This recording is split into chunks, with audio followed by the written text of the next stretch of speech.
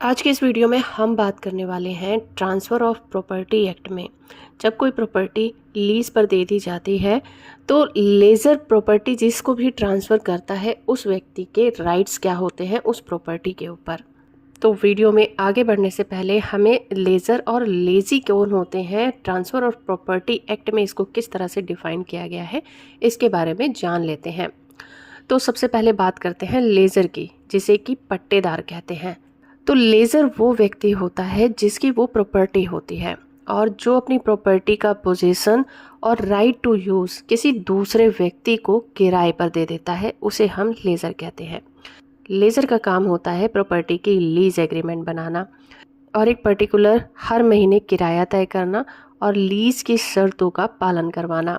और सबसे इम्पॉर्टेंट बात, जैसे ही लीज़ की जो टाइम पीरियड है वो ख़त्म होगा, प्रॉपर्टी का कब्जा वापस ले लेना। फॉर एग्ज़ाम्पल, अगर राम ने अपनी दुकान 5 साल के लिए किराए पर दी है तो राम यहाँ पर लेज़र कहलाएगा। अब बात करते हैं लेज़ी की, जो कि किराएदार होता है। लेज़ी वो व्यक्ति होता है जो लेज़र से प्रॉपर्टी को लीज़ पर लेकर उसका यूज़ करता है और उसके बदले में जो भी किराया तय किया गया है वो रेंट अदा करता है।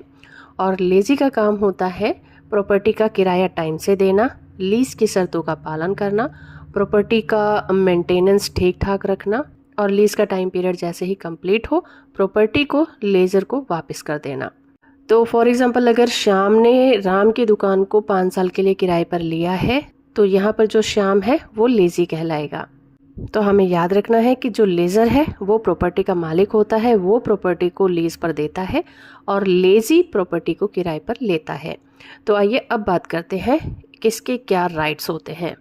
तो ट्रांसफ़र ऑफ प्रॉपर्टी एक्ट 1882 के तहत अगर लेज़र लीज़ पर दी गई प्रॉपर्टी को किसी दूसरे व्यक्ति को ट्रांसफ़र कर देता है तो उस ट्रांसफरी के राइट्स को इस एक्ट के सेक्शन 109 में समझाया गया है।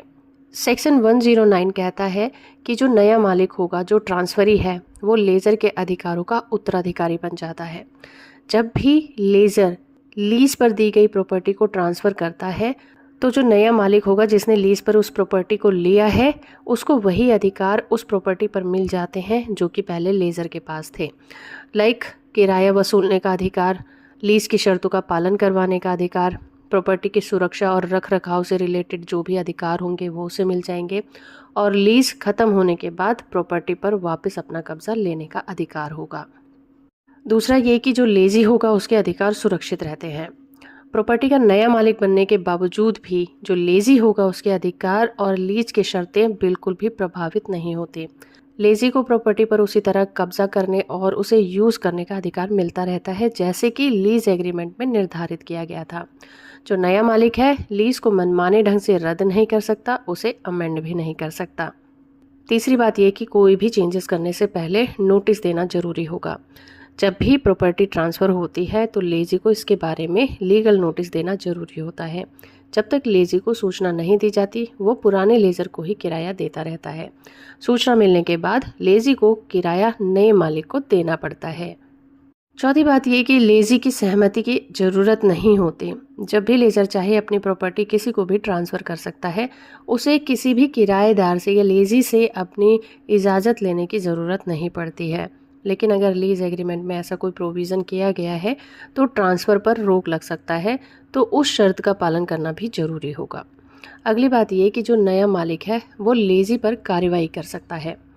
अगर लेज़ी लीज़ की शर्तों का उल्लंघन करे, जैसे कि किराया टाइम से ना देना, प्रॉपर्टी को कोई नुकसान पहुंचाना, तो जो नया मालिक होगा वो पुराने लेज़र की तरह कानूनी कार्रवाई भी कर सकेगा।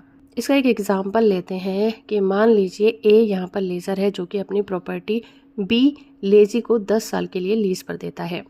5 साल बाद ए अपनी ज़मीन को सी को ट्रांसफ़र कर देता है या फिर बेच देता है। तो अब यहाँ पर क्या क्या बदलाव आएंगे। सी को बी से किराया वसूलने का अधिकार मिल जाएगा। जो कि लेज़ी है उसकी प्रॉपर्टी पर, अब वो उस प्रॉपर्टी का मालिक बन गया है, इसलिए ऐसा हो जाएगा। और बी उसी लीज़ पर प्रॉपर्टी का उपयोग करता रहेगा जब तक कि लीज़ ख़त्म ना हो जाए और बी को उचित सूचना मिलने के बाद ही वो सी को किराया देना स्टार्ट कर देगा। और सी लेज़ी के खिलाफ कार्रवाई कर सकता है अगर लेज़ी कोई भी नियम या कानून का उल्लंघन करेगा। तो इस तरह से सेक्शन 109 में जब लीज पर दी गई प्रॉपर्टी का ट्रांसफ़र होता है तो नया मालिक वही अधिकार प्राप्त कर लेता है जो पुराने लीजर के पास थे, लेकिन लीजी के अधिकार और लीज की शर्तें पूरी तरह से सुरक्षित रहती है। तो होप फ्रेंड कि ये वीडियो आपको इन्फॉर्मेटिव लगा होगा। वीडियो को लाइक और चैनल को सब्सक्राइब करना बिल्कुल मत भूलिएगा।